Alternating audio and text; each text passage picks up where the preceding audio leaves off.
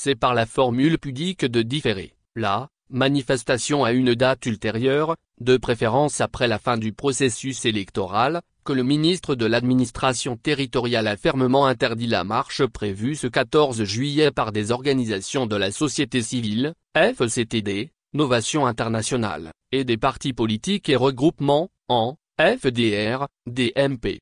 Cette marche était en mémoire des 7 victimes de la répression en marge des manifestations des 26, 27 et 28 juin. Alors que le pouvoir clame partout, haut et fort, que les manifestations du M66, mouvement du 6 juin, sont illégales, parce qu'elles ne sont pas déclarées, eh bien il interdit quand même lorsque la démarche officielle est proprement menée. En fait, ce régime n'est pas à une hypocrisie près. D'ailleurs, depuis 2019, toutes les marches sont systématiquement interdites par les autorités. Face à ce choix assumé des premières autorités du pays, nous devons comprendre qu'il n'existe qu'une seule position commune claire, ferme et cohérente qui s'oppose frontalement à la dictature.